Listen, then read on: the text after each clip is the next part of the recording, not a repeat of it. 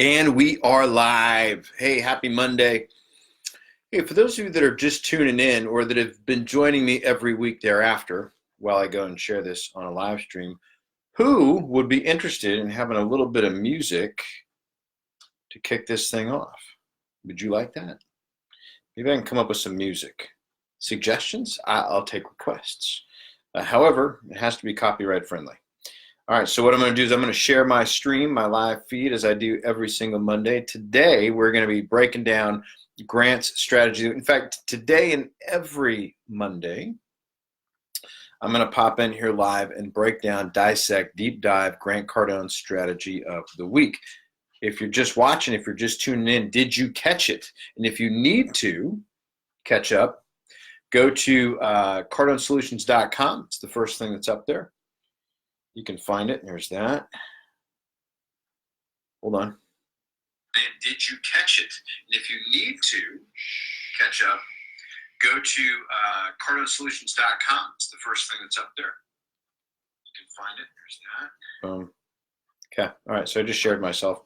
One more share. Did you catch it? If you need to catch up, go to cardonesolutions.com. Second share. Echo, echo, echo, echo. Okay. Where were we? Yep. All right. So, hey, check out CardoneSolutions.com. It's the first post. Breaks down Grant Cardone's strategy of the week. Thank you so much for being here. Appreciate you chiming in, tuning in. How's everybody doing? Happy Monday. All right. So, hey, Grant sat down with Ryan Serhant. I'm going to tell you who that is in just a second. And some of that interview was transcribed into the strategy. Now, I took away 5 key elements of it. 5 things that rang my bell, that raised my eyebrow, that lit me up. I'm going to share them with you, show you what I got out of it. And then I'm also going to give you some things that you can maybe just extrapolate from it yourself and then take with you into your week so that you can have an even more successful week. You're going to have a week, but you have to decide what kind of week you want it to be.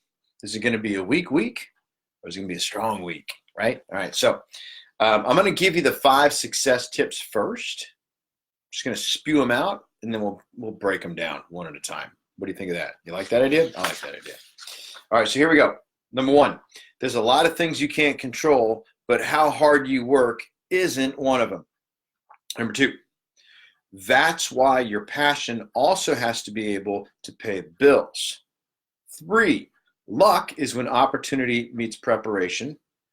4, I just sold myself. And then 5, as a salesperson, your ability is not just in talking to the client about the product, but it's knowing the product. Okay, so these are the 5 Ryan Serhant success tips taken from this interview that Grant did with Mr. Serhant. Now, if you don't know, okay, who is Ryan Serhant? Well, he is the star of a TV show called $1 Million Listing in New York. He's a real estate agent, and over the last year, he did over $800 million in deals, which brought him about $20 million in commission. A couple bucks. So Grant sits down with him, picks his brain about how does a guy like that step into a business that is extremely competitive. I mean, real estate in New York, a little competitive, right? A little bit. Okay. And then he becomes successful at it, right? So how do you do that? How do you do that correctly? So in this interview, Ryan delivers some pretty serious success tips, fundamental reminders about how to create success in any economy. Okay, sounds like a book we all should know and love, right? If you're not first, you're last. But I'm going to focus on these 5. I'm going to break down each one of them. I just listed them off to you, but here they come, one right after the other. Okay. Number 1, we said there's a lot of things you can't control, but how hard you work isn't one of them. All right. So what I love about this quote is that, yes, talent, position, stature, right? All of those things, helpful, okay? But nothing beats hard work. And if anybody tells you different, probably just don't have your best interest in mind. Okay? So I want you to think about that for a second. Anybody that says, hey, there's an easy way to do this may not be looking out for you. Okay? Not that, just you're going to have to work hard. Okay? That's the reality, right? Just real. Have to work hard. Okay? Success demands a few things, and one of them is that you're going to have to bust your ass. It's reality. It's non-negotiable. It's a condition. It's a requirement. Okay? And it's a choice that you have to make. Okay? So here's an example. Let's say you want to be a world-class athlete. Let's say you want to play for the NBA. Okay? Then you're going to have to break yourself down over and over and over and over again so you can build yourself back up better each single time. It's going to hurt. It's going to be pain. It's going to be suffering. You're going to have to work hard, and you're going to have to bust your ass. Period. Okay? Now, if you just want to shoot some hoop, you just want to play ball, okay? There's a rec center down the street that you can join, and you can play ball anytime you want. You want to make millions of dollars doing it? It's a whole different ballgame. Okay, so that though is you have to choose that. It's a choice you're gonna have to make. Okay, so you have to make the decision to show up early. You're gonna have to make the decision to stay late. You're gonna have to make the decision to bust your ass. No one's gonna be able to make that for you. Okay, so you get to decide to do the minimum amount of effort, or you get to decide to outwork everybody. Now, that decision is going to have an immediate, direct, and trackable measure of your income. Remember, it's a choice. Okay. So number 2 goes, I love how these 5 like literally just stack one right on the other. Okay. Because number 2 is this. That's why your passion has to be able to pay the bills. Okay. Now, we learned from Ryan that he came to New York to become an actor. That didn't quite go the way he wanted to, and he got sick and tired of being broke. Okay, I know this. Totally understand that. So, but there was some subtext to that, right? So it says that's why your passion also has to be able to pay the bills.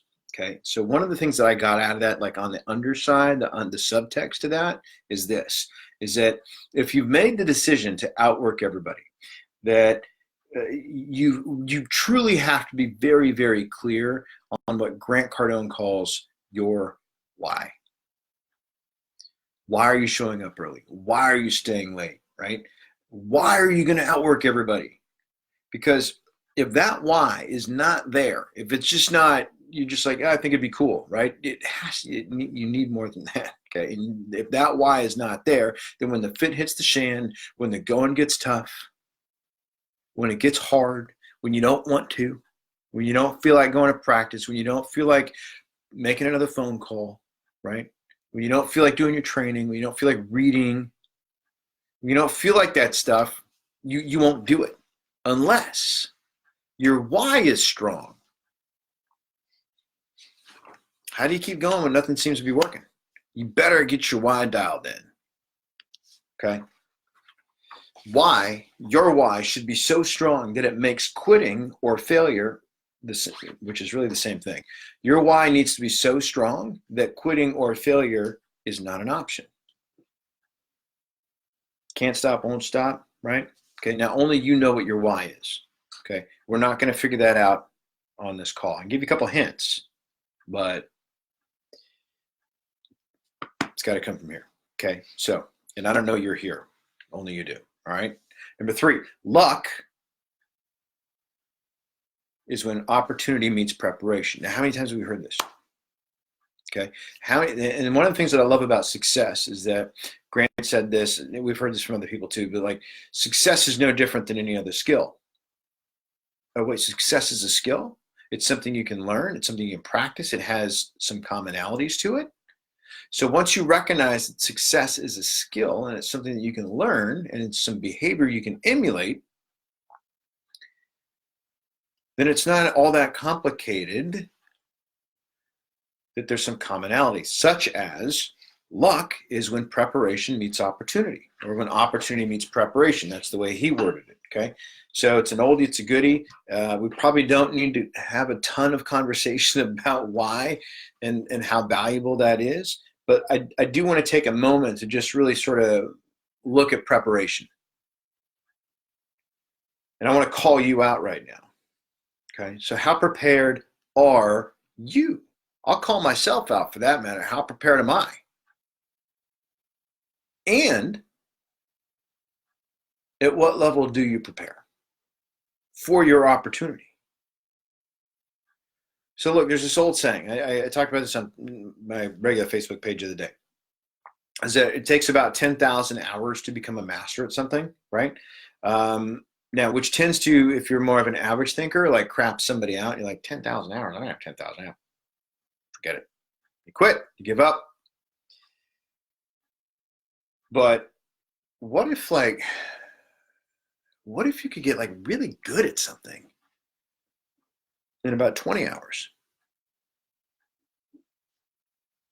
Right? So now if you're in sales, think about this for a second. An objection that you hear all the time, or a sales situation that you encounter every single day.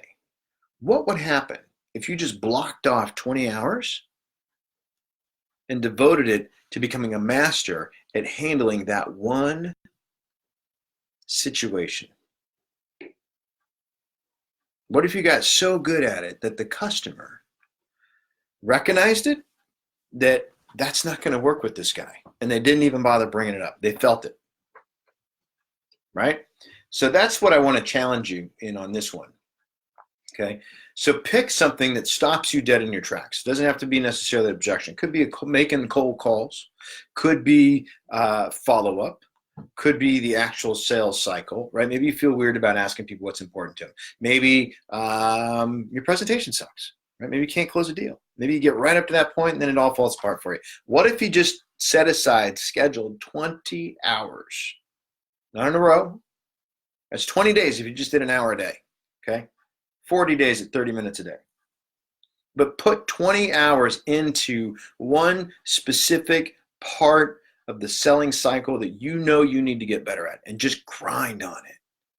Drill it. Right? What does Bruce Lee say? I don't fear the man who knows 10,000 kicks. I fear the man who's practiced one kick 10,000 times. Something like that. Get it? So find your one kick that you know you got to get better at. 20 hours. Okay, so that's the challenge. And then also, like, preparation should be a consistent thing. It shouldn't be like, I'm saying 20 hours every single day, right? 30 minutes a day, 30 minutes a day, 30 minutes a day for 20 hours total, 40 days, right? Whatever that may be. But preparation needs to be a consistent activity. So when you showed up prepared versus just winging it, it's a different experience, right? You know the difference. You've shown up prepared and knocked it out of the park for something. And you've also shown up totally unprepared and going to wing it, right? And had a totally different outcome. Yeah? Exactly. I know I have. So how prepared are you for your next appointment? So before you make a phone call, hey, I got an appointment coming up. It's going to be here in 20 minutes. Do you prepare for that, or do you just make the call? Right? Are you prepared to make 300 calls today? Mentally, physically, emotionally. Are you prepared for that? Okay. Did you get prepared to make this presentation? Did you get prepared to close the deal that you're about to go in on? So all these different things, right? Preparation should be constant. I like baseball as a great analogy for sales training, right? Because it shows like they practice during the week, they warm up before the game, they practice during the game. Okay, like practice is a constant, okay? And you need to be there. Whatever your craft is, if you're watching this and you're not in sales, but you're in business, like practicing your craft, whatever that may be, should be some constant. That way you don't get rusty, that way you don't get worn out, okay? Number 4, I just sold myself. Love this. Okay, so now I know from personal experience that if you're not making the money that you want, that you know you deserve, that you know you're capable of making, and if you're not living the kind of life that you want, then the bottom line is there is something that you don't know. Okay, I'll just say that again. If you are not living the life you want, if you are not making the kind of money that you deserve, then there is something about those things that you don't know. Okay, so let me just tell you something about you, especially if you're in business. Okay, you are the reason, you are the value add proposition. What I mean by that is you are the number one reason why somebody is or is not going to do business with you. Okay, so hey, we've got a few different people coming in here. Just wanted to say hi. Hey, Michelle, thank you for being here. Ruben Andrew, thank you for being here. My good buddy Dave Pignato is here. Nice to see you, my brother. So when I say you are the number one and very most likely only reason people do business with you, that means you're the value add. Now, what that means, though, in addition to that, is if you start thinking things like, well, it's about price. People are price sensitive. People only buy on price, or any other excuse that you can come up with, then there's really a simple fix to this. In order for you to be the value added proposition, it is something that you must earn. Which means what? It means you need to get really, really good at the first three things we talked about. Okay? You got to outwork everybody. You got to get very, very connected to your why. Okay? And you need to be in a constant state of preparation. And when you do those three things, you become more valuable in the marketplace. You become the separating factor. Now, my good buddy Dave Pignato, he's in the car business. Okay, I can get a white Ford Focus anywhere, but I can only get and have the experience of buying a white Ford Focus from Dave Pignato at Orleans Ford. And if you are in upstate New York and you do need a Ford, please go see my buddy Dave Pignato. It's a good dude. He'll take care of you. Okay, he's a value-added proposition. He's worth driving to versus he's worth skipping, right? The other 5 or 6 dealers up there, because when you go to him, you have an experience that's worth something. And that is what you're giving the customer, an experience. The product is now a commodity. It's unfortunate, but it's the reality of it. So if even in upstate New York, right? So we're talking about Ryan Serhant, who's selling $800 million in deals in this massively saturated realtor market, okay? What's the difference? Him. And why wouldn't it be the same for you? Right? You're the difference. Be the difference. But as I mentioned, you got to earn that. And unfortunately, or fortunately, however you want to look at it, that comes from hard work, busting your ass. Point number 1. Right? So let's get on to the fourth thing. Oh, okay. So hold on before I forget. I got things highlighted here so I don't forget, and I almost forgot one. So let me just cover the highlighted. The only way to sell yourself is to actually be sold on you, and that is something that you must earn. That's the point of that whole little rant I just did, okay? I'll say it again. The only way to sell yourself is to actually be sold on you, and that is something you must earn. Roger that, okay? So last one. As a salesperson, your ability is not just in talking to the client about the product, but it's knowing the product, okay? So let me just keep it simple. This is the final tip from Ryan Serhant. And it's such a core fundamental tactic that I think people like minimize this deal. They're like, yeah, I know your product. I get it. Been there, done that. I know it. Yeah, whatever. Yada, yada, yada. Know the product. You got to know the product. Of course you do, right? And then people like dismiss it. They dismiss the importance of it. But man, it's so important because it stacks on all these other things. So the bottom line on this deal is that the number one reason somebody buys anything, it's a lesson I learned from Grant, changed a lot for me. The number one reason people buy anything is to solve a problem. And the more you know about your product, the better you can actually help them use your product to solve their problem. So you have to know your product inside and out so you can bob and weave within it so that it can actually solve a problem. So for example, I'm speaking with a client. He's looking at our online university. The client views it as just sales training and says to me, well, we need to get the right people first before we can put in a program like this because I don't think I've got the right people. And then my response is, because I know this thing and I know how to make it work, is, well, let me ask you a question. What if it was possible to use our program in a way to screen for the right people and then elevate the people that you want to keep while replacing those that you don't with the right people? Would that be valuable to you? Would it be helpful for you to make sure that you find people that are hungry, that are willing to learn, that can take instruction, that have all this stuff before you even send them off for a drug test? Well, yeah, that'd be very helpful, right? Now I'm in it because I know how to use that program because I know my product, right? So you have to be able to know that. Otherwise, you can't solve their problem. Okay. So if you don't know your product like you know your own name, you're not going to be as effective at showing specifically how your product or service actually solves their problem. Okay. So how well do you know your product? Right. All right. So the final thoughts on these 5 success tips from Ryan Serhant are these. Nothing great is ever going to happen in your life without hard work and a 10x level of effort, period. Okay. Done won't happen without do. Now that's the Dave Bradley original right there, and you can quote me on it if you'd like. Done won't happen without do. So that's hysterical. This week, I want to encourage you to look at yourself honestly, and then I want you to answer these 5 questions. And you can find the 5 questions over at cardonesolutions.com. But here they are.